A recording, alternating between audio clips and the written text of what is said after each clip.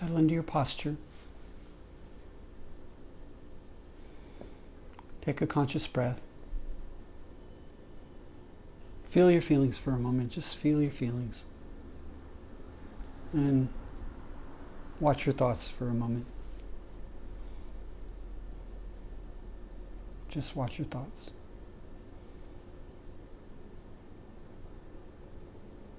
Now imagine a star. Our sun is a star.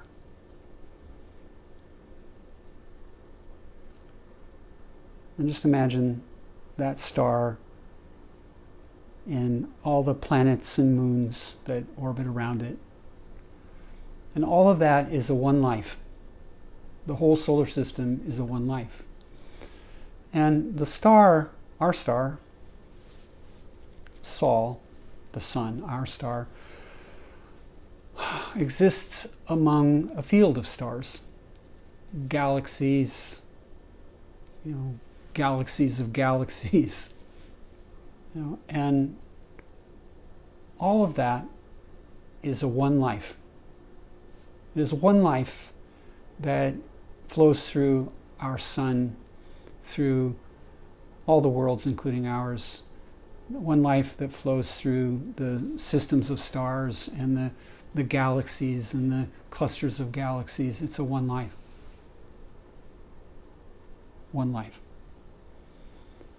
And now, let yourself imagine an atom. Could be an atom just kind of, part of something, like an atom in a piece of silver or gold or quartz, just it could be a single atom in a molecule, in a row of molecules. And that atom is linked to all other atoms, countless atoms, countless molecules, countless worlds, countless suns, countless. And it is one life that flows through all of them. All of that is a one life. And then imagine all beings, all the possible beings. There's a lot we don't know about this universe, but just imagine all beings. All the beings of our world, all the beings of all worlds. And perhaps you might even be able to imagine that suns are beings and atoms are beings. All beings. Like, in a sense, all things are beings. And all of that is a one life. It is one life that flows through all things and all beings. It's been said that we live and move and have our being within the divine. Well, this is a really great image for that. There's space, and then there's stars, and there's beings, and there's atoms, and beings, entities, beings. Some of them are corporeal, like my body. Some of them are a little more subtle, like my feelings. Some of them are energetic, like my mind. Some of them are transcendent, like my consciousness. And some of them are absolute, like awareness. And all of those are beings. And they are a one life. All things, all beings are one life. Just imagine that. Let yourself imagine that. It's the creative imagination. It's actually vision. And image has mage in it, magic. Allow yourself to imagine all things and all beings as one life. Engage your creative imagination in the envisioning of that. And let yourself see it in whatever way your consciousness allows. All beings, one life.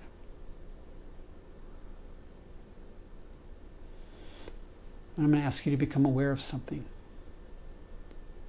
Become aware that all of that is the universal community.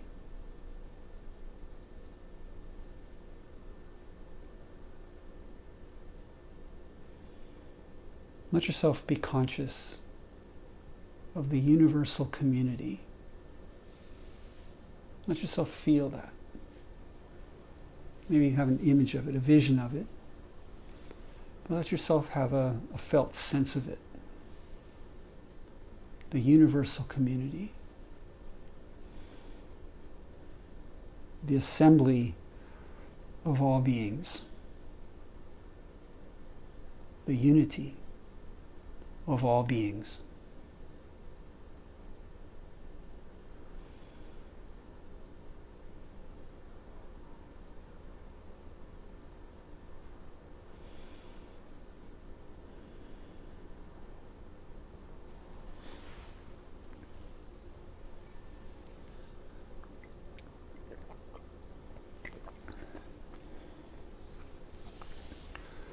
So I want to talk about initiation.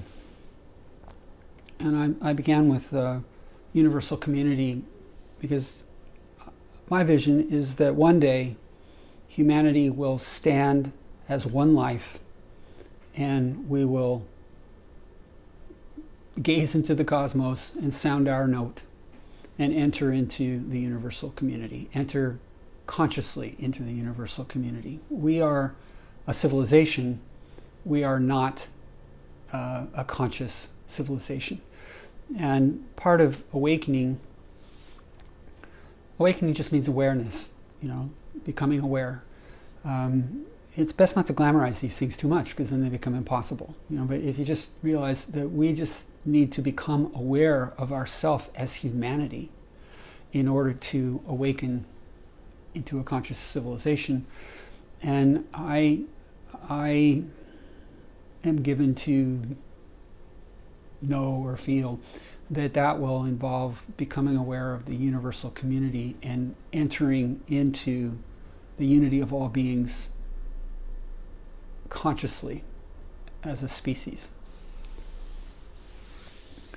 That's my grand vision of initiation, that we will awaken, and not just a few people here and there. Right now it's a few people here and there. And if you look across the millennia and you look across the continents, you see a few people here and there that seem to be, awake, conscious, And but humanitarianism is arising, and environmentalism is arising, and concern for, the rights of, human rights, civil rights, children's rights, animal rights. I could go on and on and on. So we're awakening to our existence as a spiritual unit and a planetary whole. And part of that process is becoming aware that we swim in the song of the atoms and the stars. Like they say, we are stardust, Joni Mitchell wrote that wonderful song. Woodstock, we are stardust. And I am atoms, or my body is anyways, and they came from stars. All the atoms are synthesized in stars. And so we're all linked at a very basic physical level. But we're also linked emotionally, and we're also linked, cognitively, and we're linked spiritually. So becoming aware of that is initiation. Initiation is the process of becoming conscious. And yes, there are ceremonies all over the world, going back to primal shamans, there are ceremonies. And there are institutions whose duty is to facilitate initiation, like the church, the temple, the lodges. That's what that was their original intention. And that's a good thing. We need to take that seriously and engage with it. But you don't have to be a member of a lodge. You don't have to be a member of a church. For me, the whole thing is a temple. We'll talk more about that some other time, I guess. But I'd like to talk about a great initiate, who doesn't usually get talked about. Like I've said before, we pick on the Buddha and the Christ a lot. But I'd like to talk about Mary Magdalene. A complex character of great profundity and sublimity. Her name, original name was Miriam. It's a Hebrew name. Literally, it means a drop of the sea. It also has connotations of rebellious and beloved.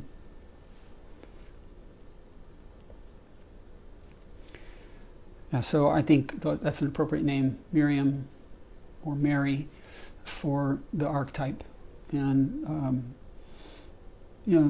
great people are embodiments of archetypes. They're personifications of a spiritual quality. They're, in a sense, avatars. And certainly great initiates are, in a sense, avatars. Avatar means an appearance. A great initiate is an appearance of a principle. All right, so we know several things about this person. She's very likely a historical person because she appears in a lot of different literatures. There's a lot of gospels, not just the 4 that made it into the canon of the Bible, but there's many gospels, and Mary has a gospel. It's called the Gospel of Mary. It appeared earlier than the other wisdom gospels, but it's part of the set of wisdom gospels. The Gospel of Thomas, the Gospel of Mary, and the Gospel of Philip, and I think there's others, but those are the wisdom gospels, and they were hidden for millennia. They were hidden for a couple thousand years, and or almost a couple thousand years. But from those literatures, the biblical gospels, the canonical gospels, and the hidden wisdom gospels, from those literatures, there's several things that are fairly consistent. None of those gospels agree with each other about everything, but there's some things they do agree about. And the consensus is that we know several things about this woman. One is that Jesus cured her of 7 demons. That's the first thing we really know about her, that she was beset by 7 demons, and she had an encounter with Jesus, and he cured her. And his original name is Yahshua, which means God saves. So he helped people. He went around. That's what he did. He helped people, teaching, healing, helping, saving people. And so Mary has an encounter with Jesus, and she has these 7 demons, and he cures her cleanses her of these 7 demons. And it's pretty tempting to link that to that moment where a woman is brought before Jesus, and Jesus is told, she was taken in the very act of adultery, and the law says we should stone her. What do you say, Master? And he says, let those of you who are without sin cast the first stone. And then everybody goes away, and the woman's the last one left, and he says, if no one condemns you, then I do not condemn you. Go, sin no more. And it's very tempting to, link that with Mary, but the Bible does not call that person Mary. That person is not named, and it's very tempting to assume that person was a prostitute, and then a little bit later, as Mary gets more linked to that person, the notion that the Magdalene is a prostitute arises. And the scriptures do not say that woman was a prostitute, and they do not say that woman was Mary. Later, in attempts to discredit Mary, that link was made, and so we don't really have to pay that much attention to her if she's basically a penitent prostitute. Maybe she was, but we don't necessarily have to assume that. We do know that she had 7 demons. And it's also tempting to assume that those 7 demons are the 7 deadly sins. But the 7 deadly sins don't really appear till somewhat later. So let's be charitable. Let's go with the demons that we all have. Pain, grief, fear, doubt, shame, guilt, everything that goes along with trauma. And we all have some of that, right? We all, trauma touches everyone. It comes from the waves of war. And some people go, tough and mean, and some people go sad and scared, but it touches everyone. We all have pain, grief, fear, doubt, shame, guilt, trauma. So maybe she had, a whole list of other sins, and there's many lists of sins. There's a list of 12 sins in some of the writings out there. But let's just kind of reel that back a little bit. And it didn't say sins; it said demons. She was beset by 7 demons. So let's just say it's the same demons that kind of ride all of us. Pain, grief, fear, shame, guilt, and etc.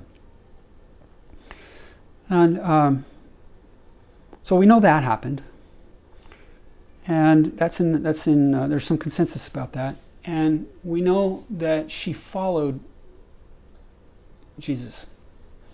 She followed him as her Rabboni, her beloved master, and they were. Some of the hidden gospels talk about them as companions. They were close. She was beloved of Jesus, and he was beloved by her. It's tempted to imagine that they were married. I'm guessing that if they were married, somebody would have written that down somewhere, and that might come out as the literature. As they find these pots, and in these pots are these papyrus, and these papyrus turn out to be these ancient gospels. And one of these days, we might find another one. I'm sure we will eventually, but it's tempting to assume that they were married. That isn't written. What's written that we know is that they were companions. They were beloveds. They were close. And in the hidden gospels, in the wisdom gospels, it is very clear that those two were closer than anybody else. That Jesus loved her above all others. So she was his confidant. She's the one he talked to about what was really going on. And that becomes apparent later in the hidden gospels. So another thing we know about her is that she anointed him before they went into Jerusalem, and the whole passion drama unfolded, where he gets arrested and tried and tortured and executed. And there's some consensus that woman who came in and used her hair to anoint his feet with oil was Mary Magdalene.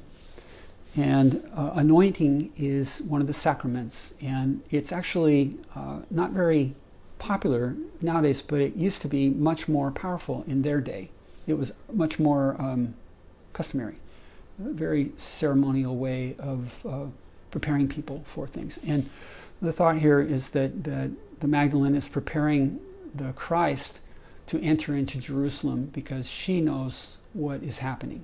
The others seem to have some a little bit of denial going, but if Jesus enters the city, he's not going to survive, and he's got a lot of enemies at that point, and a lot of people are enraged by the radical, teachings of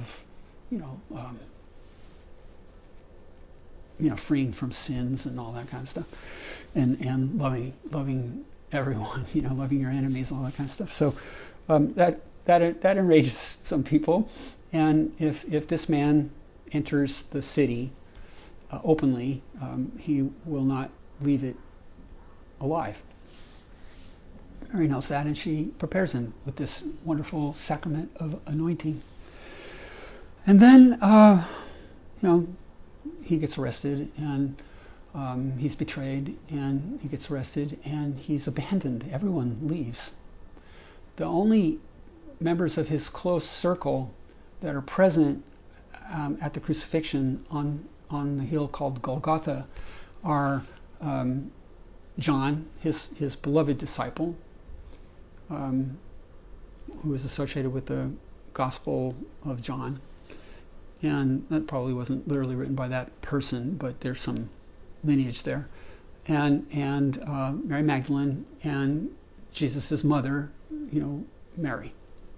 There's a lot of Marys in the Bible, by the way, in the Gospels. There's a lot of Marys, and a lot of that might be archetypal symbolism, but it's fairly clear that there are only a few people present at Jesus' death, his execution, and Mary is there.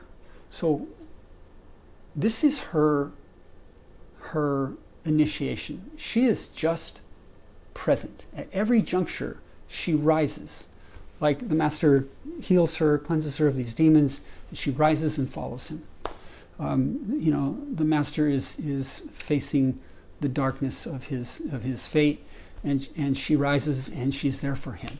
The Master is arrested and executed, and she's there for him. And the next day or so, she appears at the sepulcher, at the tomb, before anyone else. She arrives there, and some of the Gospels have her and several other women doing that, but some of the Gospels have just her doing that, and he's not there.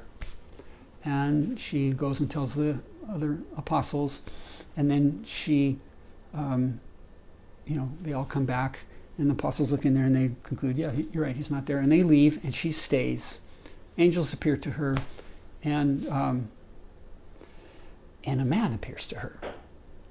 And she's, distraught, and she's asking, what has become of my master? Tell me, and I will go find him, And the man says her name, Mary. And she says, Rabboni, which means, it means master, but it means beloved master. And she recognizes him, and she rises to it, and he says, you can't touch me, I am ascending, but go and tell the others. So she becomes the apostle to the apostles. She's the one who witnesses his arising and arises to be there with him. Like everybody else is all, scattered and, terrified, and she's right there. And somewhat later, well, earlier, let me go back for a second. Earlier, there was a point where they were all, being together, and one of the disciples said, Mary should leave.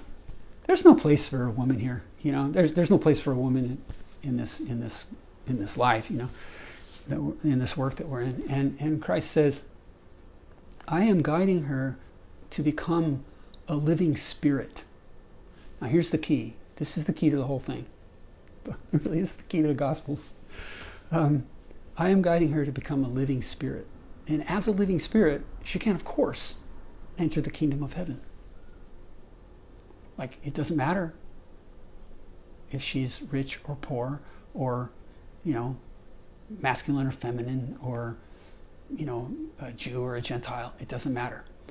If she can accomplish the initiation of becoming a living spirit, then she can enter the kingdom of heaven. Later, after Christ has, been killed and come and left, the disciples are they're kind of an inconsistent lot. They are discouraged, and they're thinking, well, look what happened to the Master. How can he ask us to do this, to preach this gospel, this kingdom? How can he ask us to do that? Because look what happened to him. And Mary rises. Mary rises, and she says, he is calling us to become fully human. So let us go forth and preach the gospel. And at that level, you don't even have to say words. If you are living as a spirit, You are fully human, and when you walk in the room, there will be an impact. Like there will be an aura of love and light. And this woman is the first to understand what he was talking about. He's talking about living as the soul in the world. Like in the world, we seem like we're objects, like we're just, carnal puppets. We seem like we're just bodies. But we're being called to be fully human, to not just be an angel that's riding an animal, but to be an angel who is an animal who is the angel and an angel who is the animal. To be a living spirit, to be a spirit living in the world. This is the essence of the Gospels. And that's a radical thing to say. I probably shouldn't say it. But the reason I'm saying that is because in the Gospel of Thomas, the Christ says, if you can make the two into one, then you shall enter the kingdom.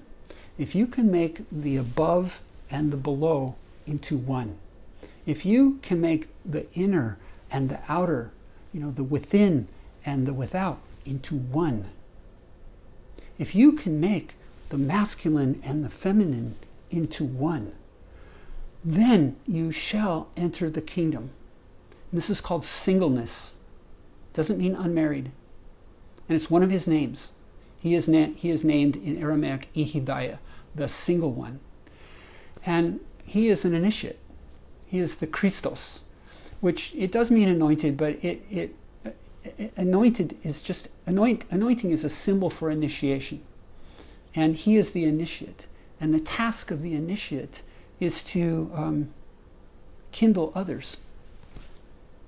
And his closest friend, whether they had sex or not is their business as far as I'm concerned.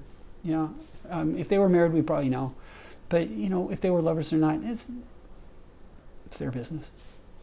But they were definitely beloveds. And she is his closest friend. And he trusts her. And she cares for him. And she gets it. And she becomes a single one, an Ihidaya. And she rises beyond. Everyone's afraid. Everyone's afraid. They're discouraged. And she rises again and again and again to be there. And there's some legends that she went up to France and amazing things happened in France around Mary. Like amazing things. There's communities of Mary's tradition. And Thich Nhat Hanh brought the gospel and the Dharma together in France. And then there's legend that she might have gone up to Britain. And and there's the whole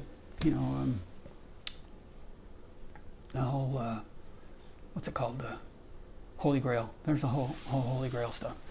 But what's really important, if you'll bear with me, what's really important is that we learn to become single. Doesn't mean unmarried. It means that my will and God's will are not two, they are one. This is the key. Not my will, but thy will be done. And then I become single, where the desires of my form and the wisdom of my soul are one, and I become a soul in form. I have a form.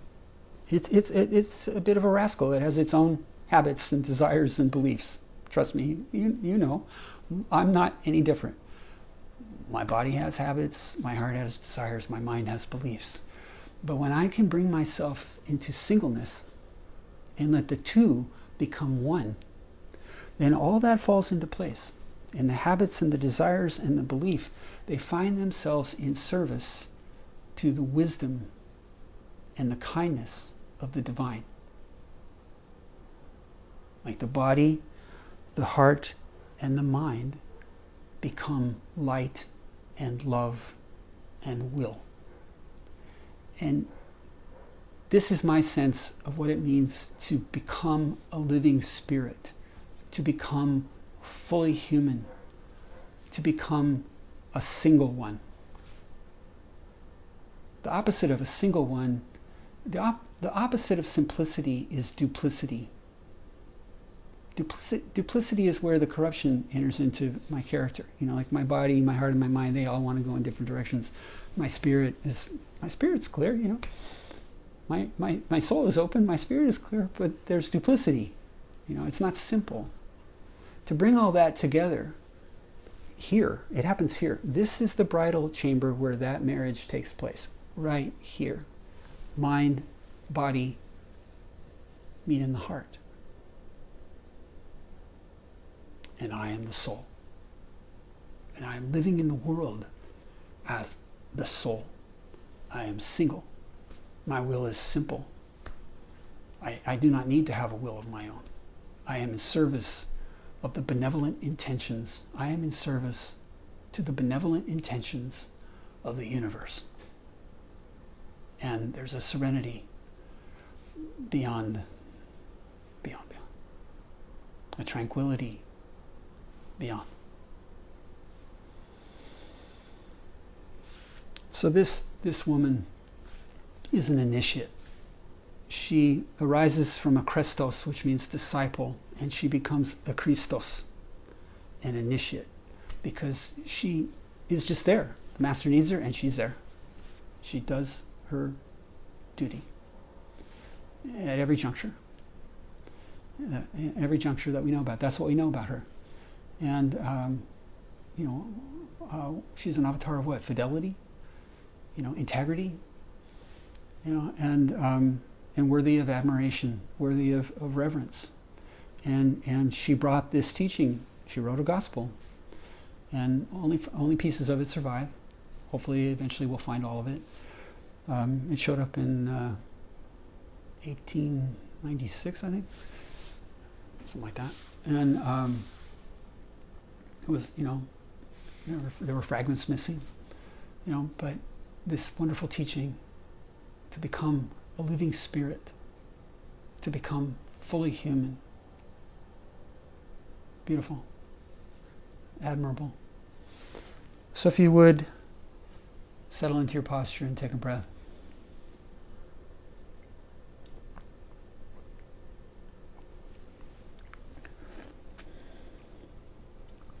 Become aware of your body. The body is many. There are many parts. There are atoms and molecules and cells and tissues and, organs and systems. There are limbs. All these fingers and toes and ears and eyes and noses and mouths and all this. The body is many. The aura is one. Become aware of that. Become aware of the oneness of your physicality. Become aware of your heart. Our feelings are many. They go up, they go down, they go left, they go right. They're happy, they're sad, they're crazy. Positive, negative. The heart is one. The feelings are many, but the heart is one. Become aware of the oneness of your heart.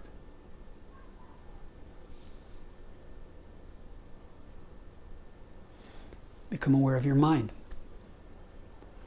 Our thoughts are many.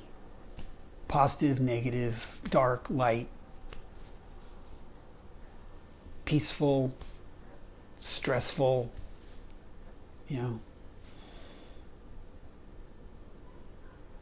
Crazy means broken. Mind going one way, heart going the other way. Our thoughts are many. Our mind is one. Become aware of the unity of your mind.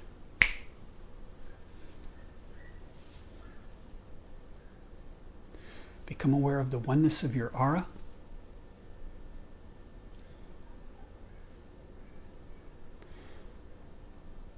The oneness of your heart. The oneness of your mind. And let those three become one. Become single. Gather them together. Collect them. Just bring your mind to your heart and find your breath. and become aware of the space, the one space. Body is one, heart is two, mind is three, but they are one space. Become aware of that singleness, that unity and wholeness.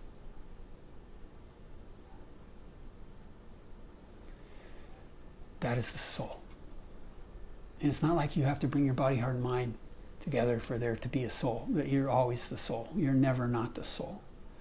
But one way to realize the soul is to gather your body, heart, and mind together. Gather your body, your heart, and your mind together. Collect yourself here. This is called the bridal chamber. This is where the spirit and the matter meet.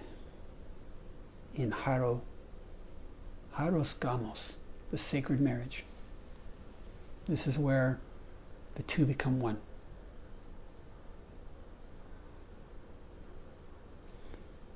You are already a oneness. As the soul, you are a oneness. If you can bring the soul and the form together, that's the entrance.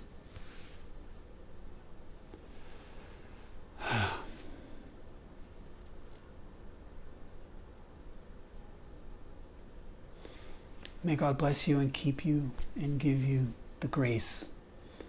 May the holy angels watch over you. May God grant you peace.